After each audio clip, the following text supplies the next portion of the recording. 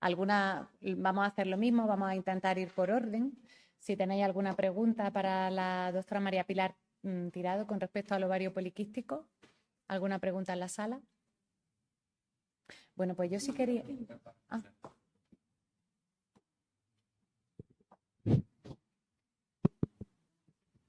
Bueno, muy buena, Pilar. Yo quería preguntarte sobre los agonistas de la GLP-1, ¿vale? Vosotros a nivel práctico, a nivel clínico, diariamente, ¿le aconsejáis a las mujeres que vienen con un índice de masa corporal por encima de, vamos a suponer, 34, 35? Porque 31, 32, con una dieta se lo deja. Pero la que está por encima de 34, 35, ¿le aconsejáis que se ponga, por ejemplo, el Ozempic o el Monjar o alguna cosa de esto? ¿Y cuánto tiempo y cómo la tratáis? Buena pregunta. Pues mira, realmente la situación ahora mismo en Andalucía, por lo menos en el ámbito que yo trabajo, es tan dura que esas mujeres ni siquiera llegan a la unidad de reproducción. Nosotros tenemos un filtro en ginecología de área, en el ginecólogo de base, que a las mujeres que tienen esta situación no nos la derivan y se quedan en la nada.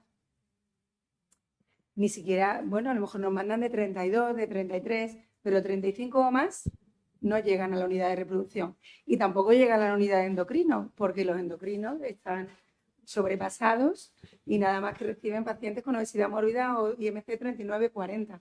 Entonces, ahí era un poco lo que yo quería que habláramos. Creo que tenemos un grupo poblacional amplio con un déficit de oportunidad y con un desagravio, ¿no? No sé qué pensáis. Creo que deberíamos organizarnos. Hace unos años se bajó el IMC de 32 a 30. Bueno, pues por lo que sabemos que ocurrió, una votación así, una cosa un poquito... Y se nos han quedado muchos pacientes sin tratar. La indicación de los análogos es por encima de IMC por encima de 30 o de 25 con una patología concomitante. El manejo del análogo, nosotros estamos empezando muy sutilmente a mandarlo con algunas mujeres que le está costando con la dieta. Pero bueno, es verdad que deberíamos hacer algo estructurado. Por lo menos en nuestro servicio lo vamos a empezar a hacer ya, porque estamos inquietos, porque creo que la obesidad se relaciona con muchas complicaciones obstétricas y esa puede ser y con peores resultados en las técnicas de reproducción y esa es la justificación para dejar fuera a estas pacientes, pero como he comentado, hay otras muchas patologías que también tienen más complicaciones. ¿Que está en su mano? Sí. No tenemos ni un nutricionista. Yo no tengo ni un nutricionista a quien derivar a la mujer. No sé qué pensáis. Que si deberíamos ponernos en marcha en esto o dejarlo estar como ahora. Mira, nosotros consultamos con el jefe de endocrino en Torrecárdenas, en Almería, y él dijo, mano libre. Sí. Vosotros podéis mandar el tiempo que queráis. No hay efectos secundarios. Y entonces, efectivamente, nosotros sí la incluimos en lista de espera, con el compromiso de que cuando la llamemos lista de espera al año, que tenemos más o menos 10-12 meses, tiene que estar en el límite, tiene que estar por debajo de 30 o si está en 31, pasamos la mano. O sea, ha hecho un gran esfuerzo, ha dejado, la metemos. Entonces, lo estamos haciendo así y estamos teniendo resultados.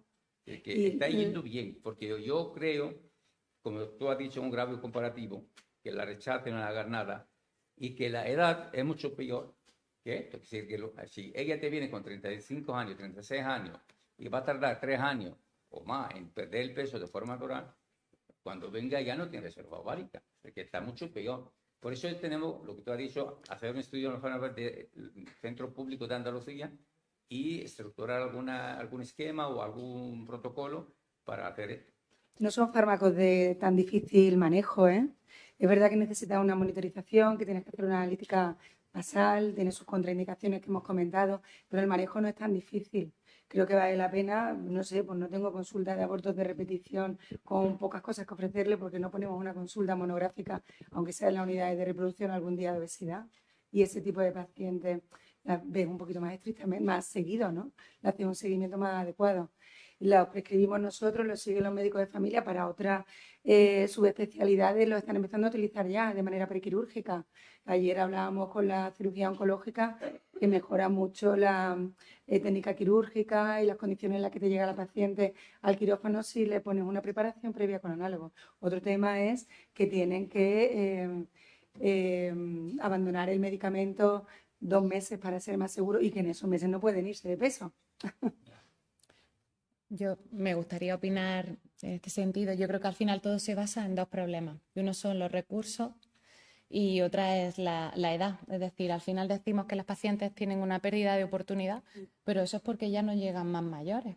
Porque quizás dándole la vuelta es si consiguiésemos que perdiesen el peso, una edad joven, por supuesto, no hay ningún factor masculino asociado, pues si conseguimos que pierdan peso es que lo mismo hasta se quedan embarazadas ellas solas y no necesitan que le hagamos una fecundación in vitro. Entonces, al final cada caso será planteable. Luego, cuando hablo del tema de recursos, hablamos de estos fármacos y bueno, no están financiados.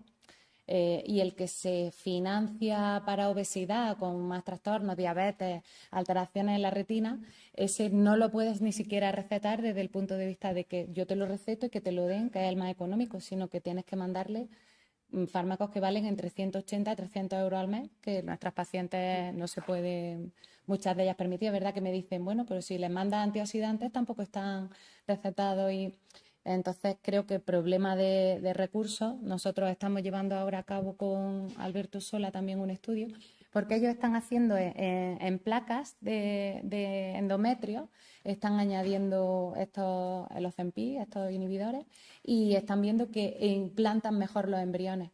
Entonces nosotros estamos haciendo ahora un estudio donde les ponemos a las pacientes este tratamiento, les vamos a ir tomando muestras endometriales, valorando el microbioma, valorando para ver si luego les mejoran los resultados. Entonces es muy difícil a veces el hacerlas que tomen el tratamiento porque lo tienen que pagar, el tiempo que tienen que esperar y luego además vosotros le mandáis, es que me cuesta decirle tómate un anticonceptivo mientras te estás poniendo este fármaco a una mujer que busca embarazo. Realmente es que además están viniendo a las mujeres, a lo mejor pacientes sin deseo reproductivo que no son de nuestra unidad, que se han puesto estos fármacos para adelgazar y vienen embarazadas espontáneamente, ¿no? Sin deseo reproductivo, sino que estaban en amenorrea y se han quedado embarazadas. Y llegan a la urgencia asustadas, realmente. Tampoco hay descrito una teratogenicidad evidente con esos fármacos. Se recomienda porque son fármacos nuevos y el periodo de lavado es corto realmente. Sí. Hay otra estrategia que están haciendo algunos grupos, que es preservar ovocitos mientras están en el tiempo de tratamiento por toda la optimización y transferir en un segundo tiempo cuando ya retira el fármaco. Yo también tenía una pregunta para la doctora Tirados con respecto a los análogos de la GLP-1. Se habla siempre de una ventana de oportunidad, pero ya que se está hablando cada vez más cerca de implementarlo en la práctica clínica, hablábamos en el SOP y sobre todo también en la obesidad de más riesgo de que tengan un trastorno de la conducta alimentaria o incluso más riesgo de desarrollar trastorno de estado de ánimo y de la conducta alimentaria, si se plantea hacer alguna, también en el contexto de esta falta de recursos, ¿no?, algún cuidado psicológico para, antes de recetar el fármaco a estos pacientes, tener este factor en cuenta. Eso sería lo ideal, que contáramos con unidades multidisciplinares donde le hicieran un adecuado despistaje de trastorno de conducta alimentaria, ¿no? Eso sería lo ideal. Pero ¿se plantea realmente hacerlo o también estamos subestimando las complicaciones que puede haber derivadas de estos trastornos en las mujeres? En nuestro centro yo no tengo recursos para hacerlo, me gustaría. Pero la realidad es esa, no me lo puedo plantear.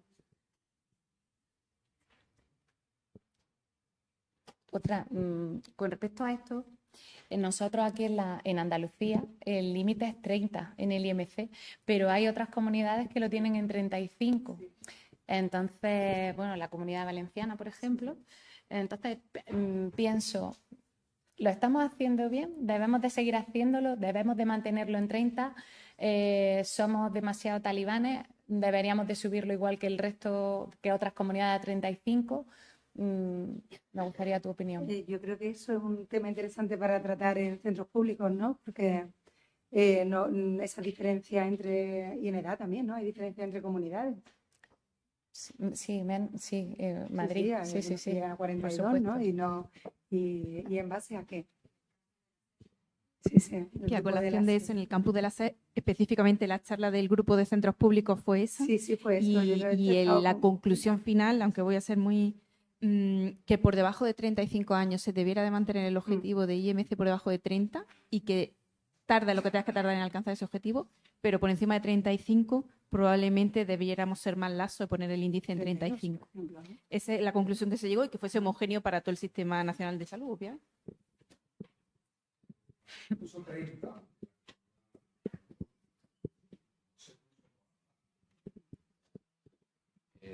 esto es que no funciona.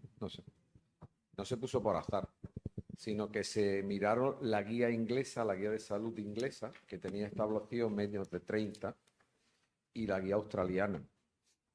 ¿Vale?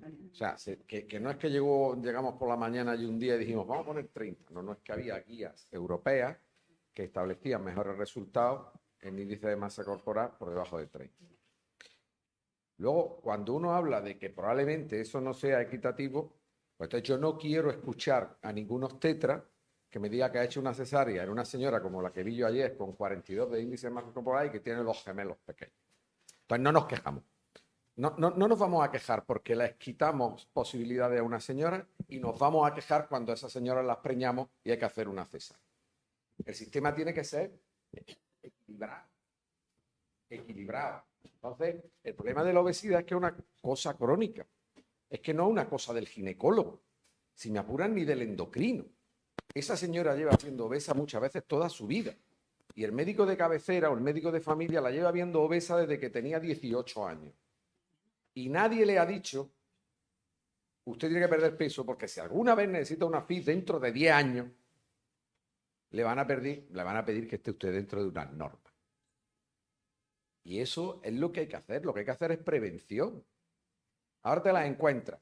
La que vi yo ayer, 41, 125 son kilos, extremos, 41 años. ¿Cuántos años llevan los 41? pediatras ¿Ahora qué hago? avisándonos de la ¿Qué obesidad hacen con ella? infantil? Pues ahora están reproduciéndose las mujeres obesas, porque los pediatras no. No, pero si Por lo las menos mujeres llevan obesas avisándonos un se han montón. reproducido siempre.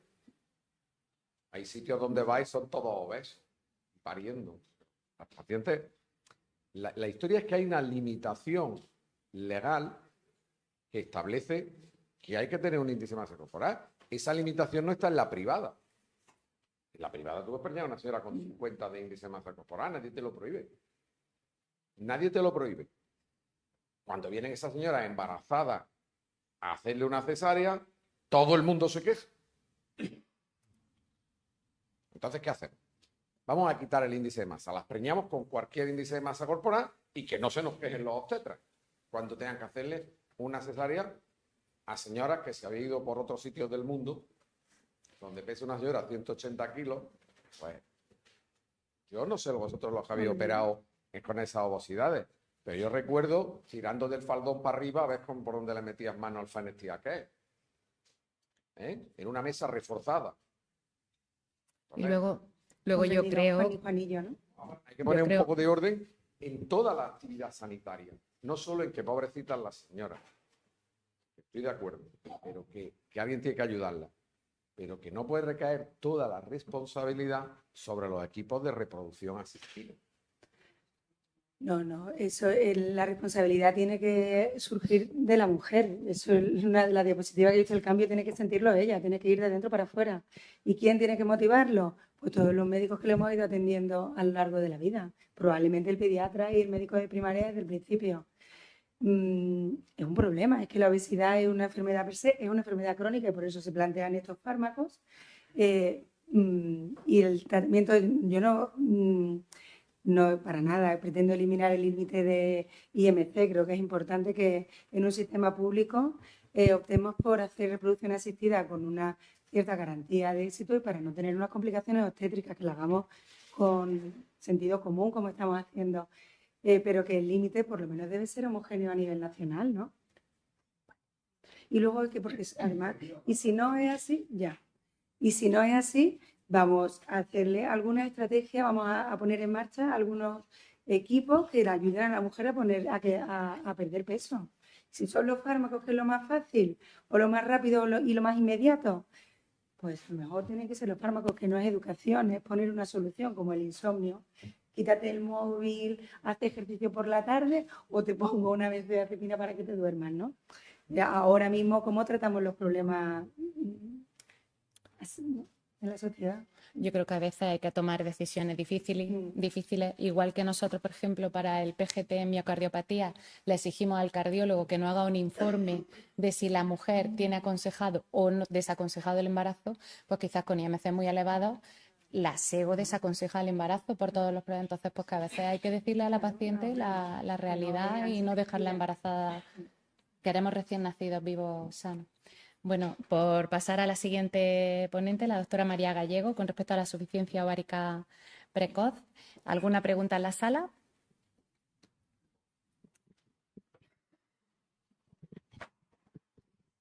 Bueno, muchas gracias, María. Me ha gustado mucho, me ha parecido muy útil y tengo dos preguntas al respecto. Una es el manejo anticonceptivo de este tipo de pacientes, en el que tengo clarísimo que tengo que pensar en estradiol mejor que etinilestradiol, pero los preparados combinados que llevan estradiol no están financiados.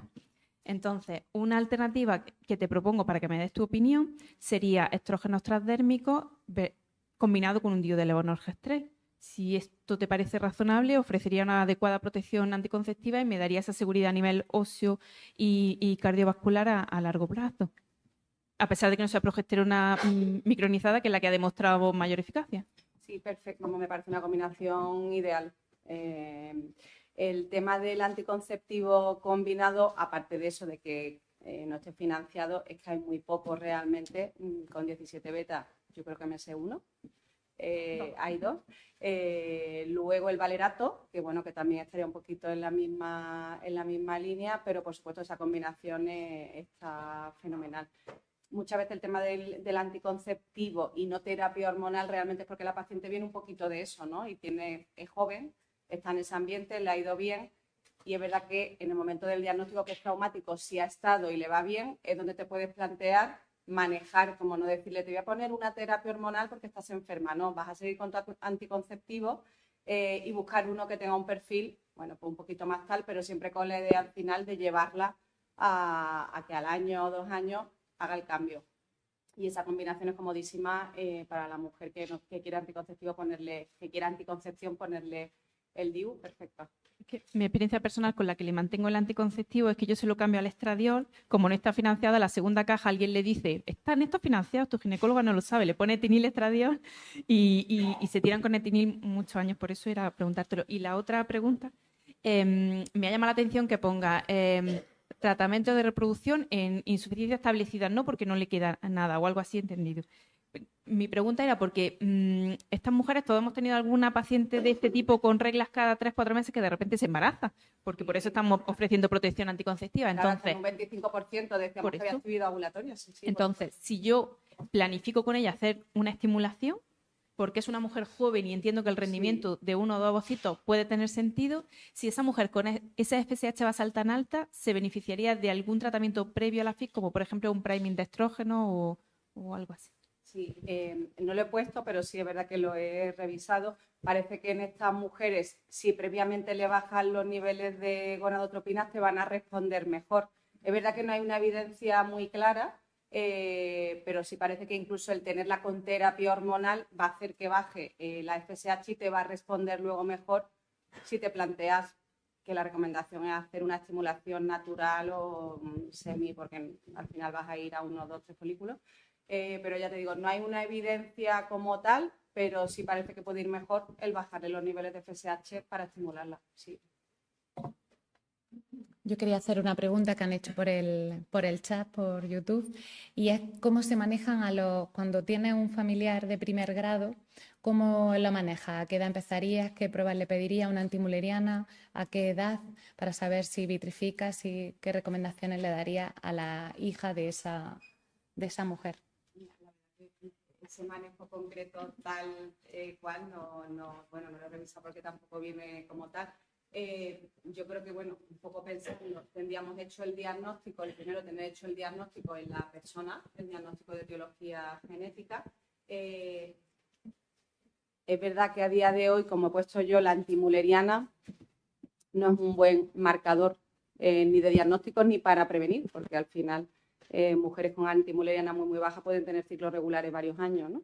Entonces yo creo que en ese sentido, sería un poquito, no sé, establecer, pero bueno, durante la veintena puede hacer sus revisiones habituales, anuales, con control ecográfico para valoración de reserva ovárica, y bueno, la antimuleriana sería un poquito de acompañamiento y sobre eso, como no sabemos cuándo va a empezar con la irregularidad del ciclo, pues no lo sé, yo creo que plantear eso durante la veintena, plantear quizá una estrategia de preservación de fertilidad siempre que la paciente no quiera buscar embarazo joven. Y otra duda también en cuanto a reproducción. Muchas de estas mujeres vienen con úteros pequeños, de haber estado tanto tiempo con el tratamiento sustitutivo. Entonces, muchas veces lo que hacemos es, cuando hacemos la ecografía, dice, ¡ay, qué pequeño!, pero amplías el zoom y lo ves normal. Quería saber tu experiencia con respecto al tratamiento, si funciona, si no Claro, funciona, mira, qué ponéis. sí, eso es verdad que nos pasa continuamente, pero porque realmente no están con un tratamiento a una dosis que deban. Entonces, realmente las tienes con un tratamiento anticonceptivo que tiene una dosis que está muy bien, está fenomenal para no quedarse embarazada, pero no le estás haciendo tratamiento.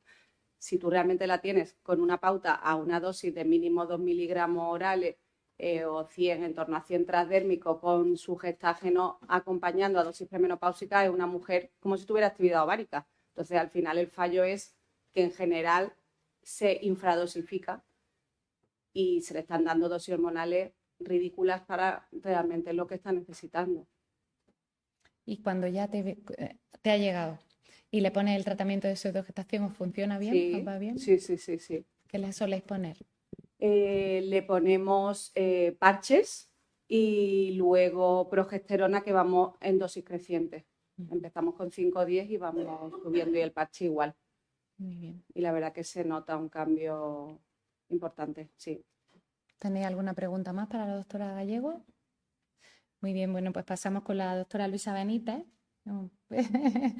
Bueno, yo la pregunta antes de dar el paso a la sala sería tu opinión después de todo lo que te has revisado, ¿no? Porque nosotros parecemos los únicos que no queremos preservar a estos pacientes, y yo pienso que es porque lo que es más fácil al final es que viene el paciente y lo que tú quieres, pues le estimulo, le saco los ovocitos y fuera el problema. Pero yo creo que no, que al final hay que sentarse, explicar, pero a veces parecemos que vamos en contra de la ley y en contra de lo que nos dice la sociedad de la SEF, que como muy bien has dicho, en los artículos que se basa. Y parece que estamos más en temas de tiempo, según tú nos has dicho. Entonces, quiero que me digas tu opinión después de todo lo que te has revisado y como tu resumen para saber si lo estamos haciendo bien, si debemos seguir en ese camino o vitrificarle.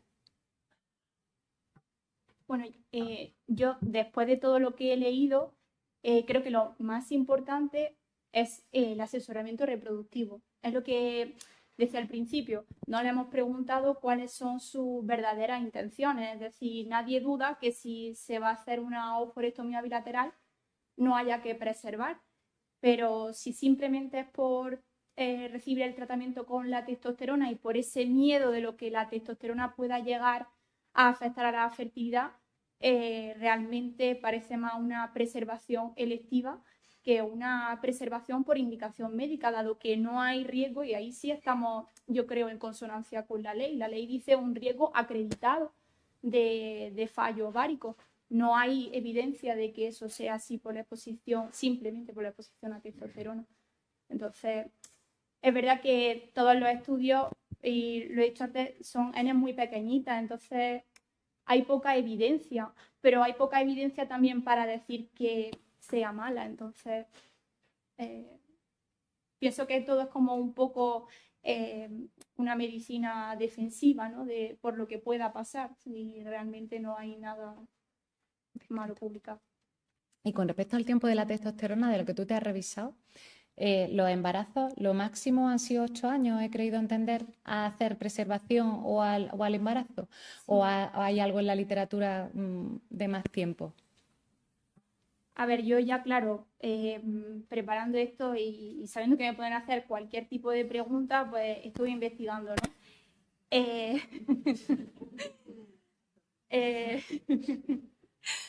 La verdad es que, bueno, sí, el que más he publicado con más tiempo es ese de 8 años. Luego, por ejemplo, otro de los casos que he puesto de embarazo espontáneo, por ejemplo, ese paciente se dio cuenta que estaba embarazada a la semana 35 y también llevaba un montón de tiempo en tratamiento con testosterona. En fin, no hay estudios tampoco, siquiera a largo plazo, de qué pasa con la testosterona a nivel de desarrollo. No hay alteraciones congénitas. Es que en fin, falta mucha evidencia en ese sentido. Pero sí, y el caso que he puesto de Winley eran 6 años con testosterona. ¿Alguna pregunta?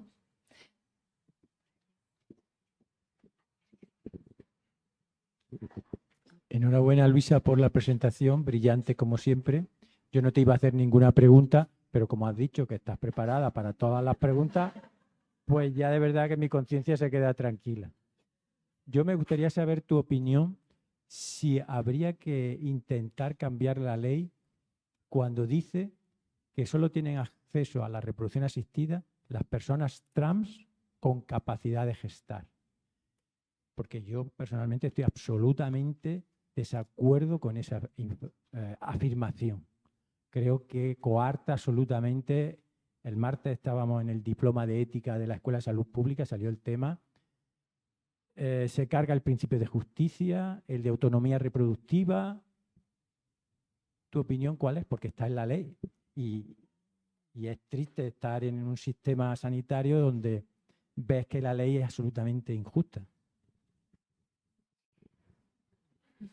No me digas que esta no te la sabías. Bueno, de esta pregunta la verdad es que no estaba preparada. Pero bueno, sí, al final pienso que es injusto.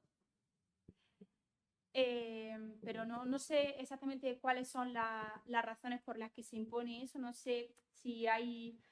Entiendo que... Entonces, pues bueno. Bueno, la idea que te argumentan determinados sectores políticos es que al no tener capacidad de gestar, habría que ir a gestación subrogada con esos ovocitos. Y claro, ellos ya dan por hecho que todo el mundo trans quiere gestación subrogada y no se le ocurre pensar que puede tener una pareja cis o una persona, estar en pareja con una persona, me da igual que sea trans, que sea cis, con capacidad de gestar y que esos ovocitos se los pueda dar. Por eso se carga absolutamente la autonomía reproductiva. O sea, lo que estás planteando es, por ejemplo, un hombre trans que se hace oophorectomía y histerectomía, pero quiere preservar su fertilidad por si su pareja mujer cis quiere quedar embarazada por un método ropa, ¿no? Por ejemplo. Pues sí, en ese caso sí que es injusto el hecho de que esa persona no tenga acceso a la preservación de la fertilidad. De todas formas, la mayoría, por preguntarte también por si sabes, los hombres trans, ¿la mayoría se operan o tienen intención de operarse? La mayoría no se opera y de hecho realmente cada vez más expresan ese deseo de parentalidad biológica, pero hay muy poco porcentaje que realmente preserve fertilidad. Y eso también es un dato que me llamó la atención. Cada vez más solicitan y el acceso a las técnicas de reproducción es un derecho, pero muy poco realmente preservan. ¿Me estás diciendo que entonces lo que vamos a tener son parejas de hombre trans con mujer quizás cis o no? O un hombre que vengan a técnicas de reproducción sin haber preservado, ¿no? Sin ser padres, sí lo necesitan. O dos hombres trans, efectivamente. Mientras haya un útero Pues hay una pregunta por allí. En el caso de que a nosotros se nos ha dado un hombre trans con deseo de ser donante de ovocitos, toma testosterona, no acudió a la visita, pero se le citó para hacerle entrevista y verlo, pero ¿qué hubiese hecho?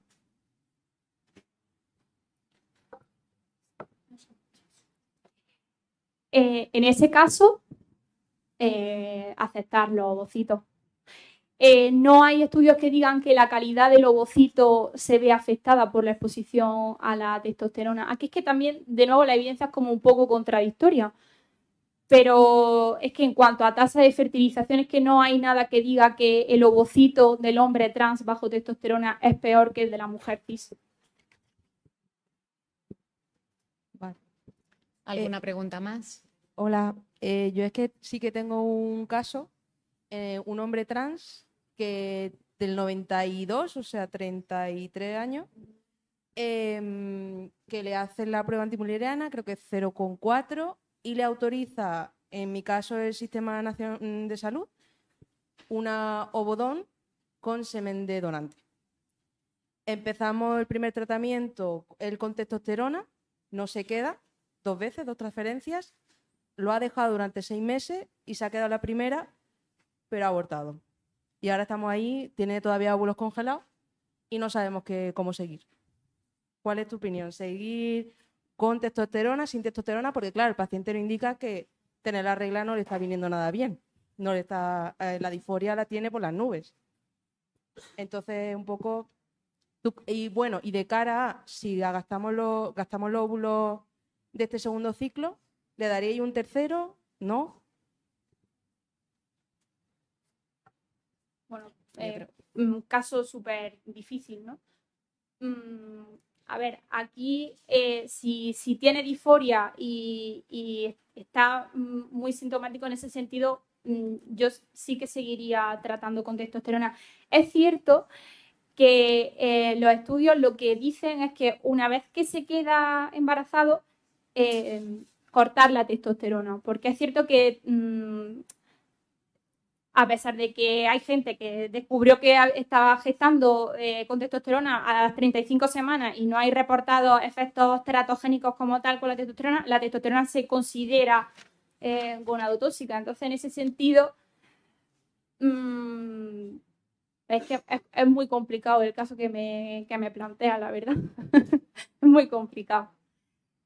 Yo creo que prima en ese sentido el bienestar del paciente antes que... Es verdad que el deseo reproductivo está ahí, que se le ofrece esa oportunidad, pero creo que es mejor o sopesa más el bienestar que realmente el hecho, porque no sé hasta qué punto, ¿no? Y la evidencia tampoco ha podido la testosterona influir en ese mal resultado, porque puede ser la historia perfectamente de una mujer cis, ¿no? La última pregunta. Sí, con respecto al caso que han planteado antes, si se hace una donación de un ovocito, normalmente pues se especifica el fenotipo de la paciente, ¿no? Para cuando tiene... ¿Sabéis por dónde voy, no? Hay que decirle que ese ovocito es de un hombre. No sé, se dice si tiene barba. Es moreno, al final, ojo... color de pelo, color de ojo. ¿Quieres contestar tú? El micro aquí. Luisa, va a contestar el doctor Castilla.